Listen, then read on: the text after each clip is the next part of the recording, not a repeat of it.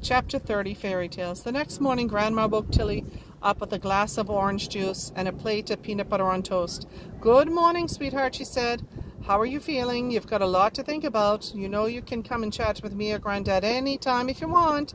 We'll be completely honest with you about book wandering or your mom and dad as much as we know." Tilly gave her a bit of a wobbly smile. "Or Jack and I were going to do some party planning. If you want to come join in for that too. Maybe you could see if Oscar wants to come around and help too." Tilly nodded more confidently and took a big crunch of toast. A morning of day-to-day bookshop business was exactly what she wanted to give her time to think through everything that had happened yesterday.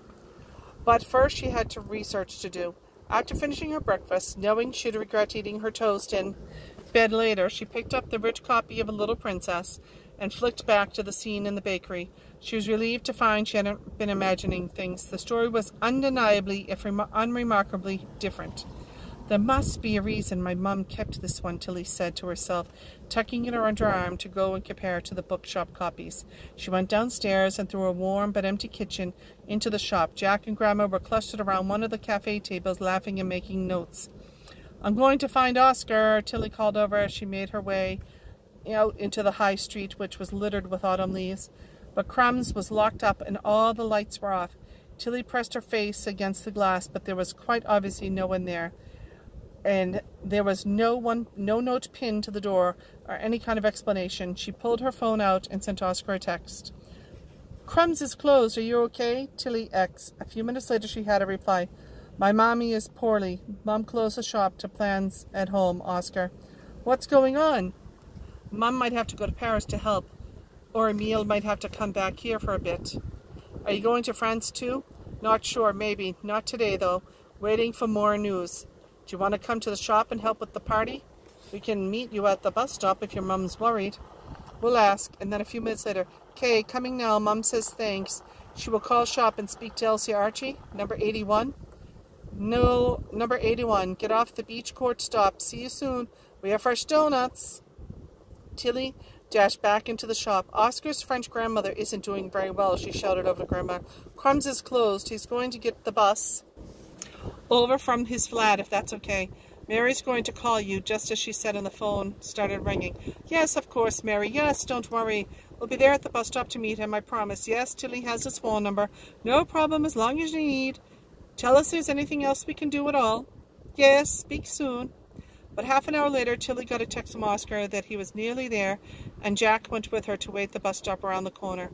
An exhausted-looking Oscar arrived a few minutes later. They exchanged glances that had to replace words that couldn't be said in front of Jack. "All right, mate," Jack said. "Sorry to hear your mammy is poorly. Do you want to talk about her or just get on as usual?"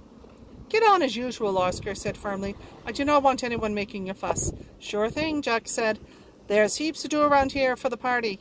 Plenty to keep you occupied for hours. Elsie's having you cutting out decorations all day if you're not careful." Grandma waved over to her as they arrived back at the shop. Oscar stared at all the pieces of paper littering the table. Bad sketches, lists of peoples and ideas, lots of empty coffee mugs. "Right, team," Grandma said. "On today's agenda, decorations, RSVP lists, confirming food and drink." "Isn't that everything?" Tilly asked, and Grandma laughed. "Not even close, my darling. The party is tomorrow night, after all.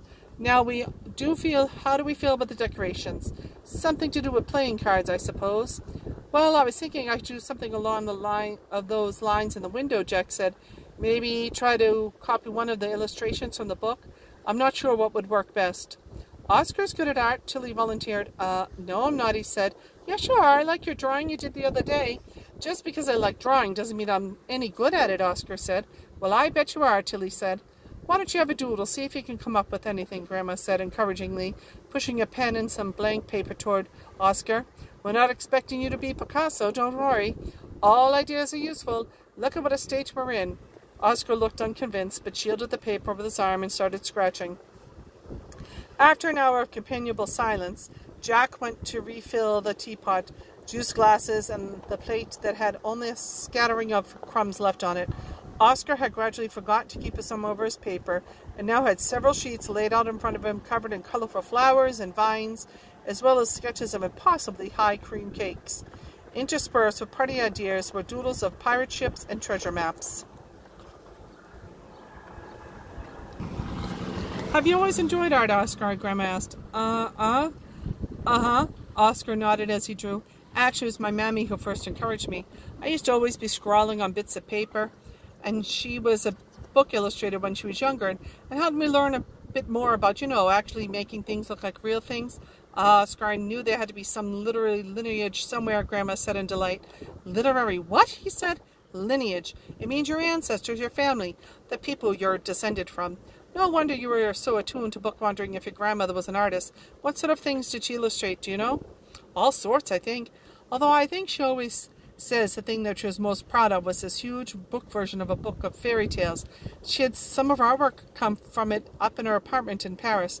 How wonderful, Grandma said. We'll have to ask your mum which edition it is and see if we can track it down. I'd love to see her work. We should send her some of your drawings, Oscar. I'm sure it would make her happy to see them. Oscar flushed and nodded, a small smile on his face.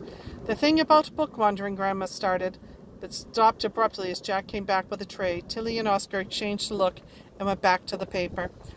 All still being very studious, I see, Jack said, setting down a plate of scones with cream and jam. I'm very impressed indeed, Oscar. You're clearly a good influence. It normally takes Elsie and Tilly forever to get anything done. Grandma grinned at him affectionately as she sat back down and started working on the shopping list. As Oscar returned back to his drawings and Grandma looked back at the guest list, Tilly kicked her heels together, not sure how she was supposed to be helping. Why don't I go and get copies of Alice in Wonderland, maybe, she suggested, for inspiration. Ah, good idea, Tilly. Yes, of course. But don't stray too far, yes, Tilly. Grandma looked intently at her, and she nodded her understanding. Once she arrived in the children's section, instead of heading for C to find Lewis Carroll, or Carol Lewis, Tilly went to the shelf of Burnet, Frances Hodgins, and pulled down a few copies of A Little Princess. She settled down to compare the books herself. She found the bakery scene in 3 different editions, and they were all the same as one another, but also the same as her mother's copy. Tilly felt a cold, leaden feeling settle in her stomach. She had been so sure she was going to find some clues to her parents' love story, and yet her mum's copy seemed to be entirely normal. She checked the whole opening in which her father appeared. Again, all the book had to accept they were word for word the same, which meant she realized with a jolt that it was Chalk's copy that was different. As she sat with the pile of books next to her familiar voice, "Why, hello again," and Alice sat down next to her in a rustle of petticoats. "You look most perturbed," she said. "You want to escape for a bit with me?" She held out her hand to Tilly, who shuffled away. "I've got to stay here and help," Tilly said firmly. "Plus, yesterday I tried to get inside a book and everything went wrong." Tilly found herself distinctly wobbly about the idea of wandering after everything that had happened the day before, not to mention desperate for some time to herself to think about what she had learned. "Boring," Alice said. "Firstly, no one will notice you're gone, and secondly, you'll be with me, so it's fine. Do you want to come and see the most beautiful garden?" "Maybe you could stay here and talk instead, or help," Tilly said hopefully. "What are you doing?" said Alice. "Oh, we're getting ready for a party," Tilly said. "Oh, how marvelous," Alice said, clapping her hands together with delight. "I love parties. Will you have games?" Maybe," Tilly said. "Although it's more of a chatting sort of party." "That doesn't sound like a party to me, and I know the most wonderful game. It's called Caucus Race." "And how do you play that?" Tilly asked. "Isn't that kind of chaotic?" Alice paused. "It's the best way to explain it, is to do it, really." "Well, you have to try, because I'm not coming with you," Tilly said.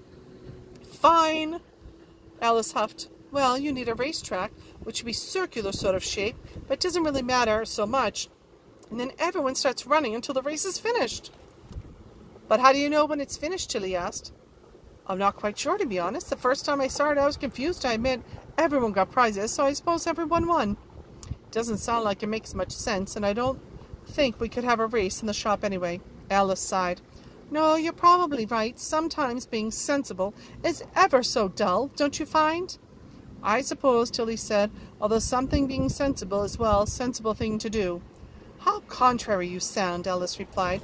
She paused. "I really do think you'd come with me to the garden, you know. It's ever so beautiful."